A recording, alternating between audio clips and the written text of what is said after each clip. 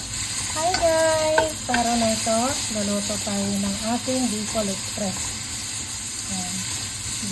Igisa muna natin yung ating luya.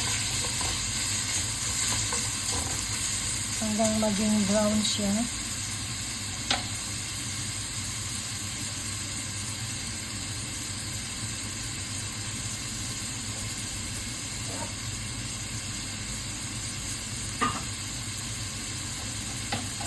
Maraming luya para pantanggal ng lansa ng baka. Ang gamit ko palang karne dito ay yung beef shank. Yung masa.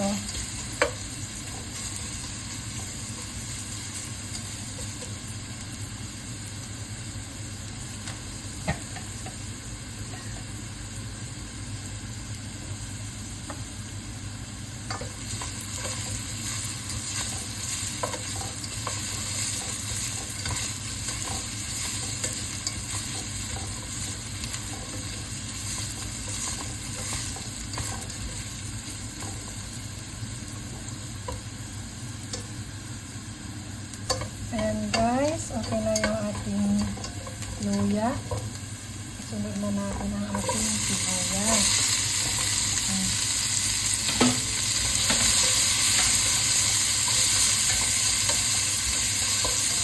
Lutuin natin itong sibuyas muna hanggang lumambot bago natin ilagay yung ating beef.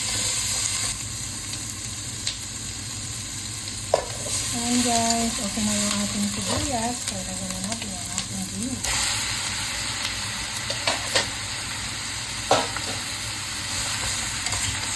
Hindi na kailangan na i-blanch yung ating beef.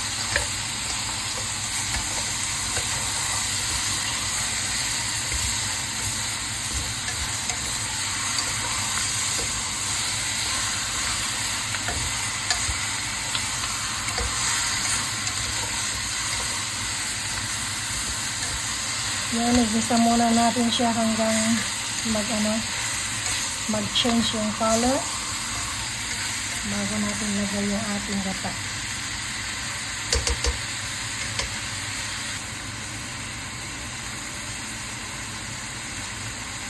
Ayan guys, lagyan na natin yung ating gata. Ayan. Dalawang lata ng gata ang gamit ko dito.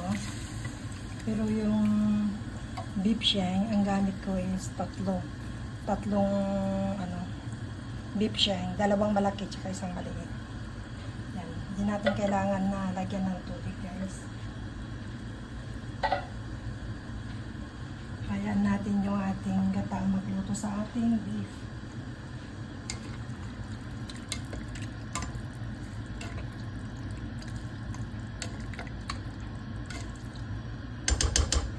Ngayon, hindi ko lalagyan ng green chili kasi mayroong hindi kumakain ng maanghang. Kaya okay na itong alamang na may sili ang ilalagay natin.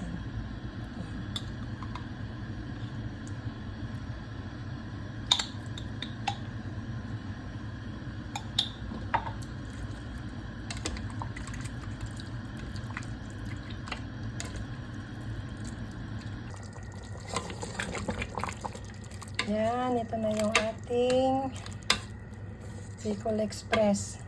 Lagyan ko lang siya ng pulang sili para naman may dekorasyon.